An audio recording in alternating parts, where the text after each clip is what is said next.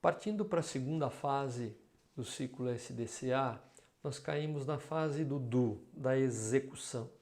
E uma boa prática na execução do SDCA, nessa segunda fase, é o quadro de posição hora a hora no gargalo.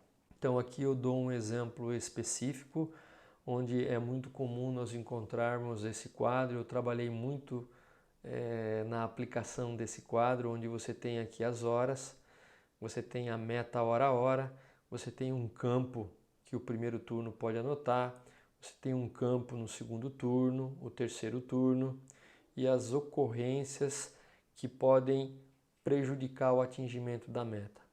Basicamente, esse quadro dura 24 horas, tem o primeiro turno anotação, o segundo, o terceiro, só é apagado essas ocorrências relativas ao turno. Quando o segundo turno entra, ele apaga do primeiro, o terceiro turno vice-versa.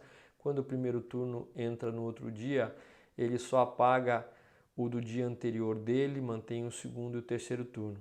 Isso faz com que a equipe, de uma certa forma, compare os resultados e tentem pelo menos atingir aquele valor próximo ou até mesmo bater a meta do turno anterior.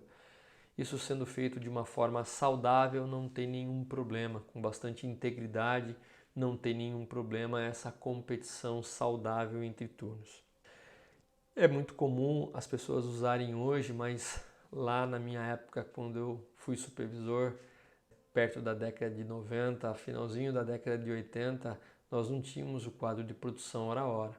Era um quadro na qual nós acompanhávamos a produção do turno, e até que veio um americano naquela época fazer um estágio conosco e ele me perguntou se eu não tinha um quadro de produção hora a hora, porque ele não tinha visto isso na operação. E eu respondi que não.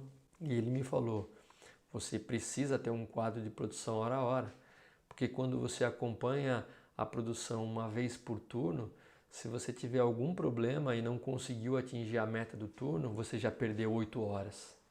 E quando você faz o acompanhamento de 1 em 1 hora, o tempo de resposta é de 1 em 1 hora. E nós sabemos pela prática que temos de chão de fábrica, se realmente até a terceira hora o processo gargalo, a operação gargalo, ela não está batendo a meta com uma certa estabilidade, com certeza você vai ter dificuldade até o final do dia. Então é importante, principalmente nas 3 primeiras horas, a liderança de linha de frente acompanhar e ter a certeza que o processo está estável, que as primeiras horas já se atingiu a meta, então até o final do dia você vai ter um resultado espetacular.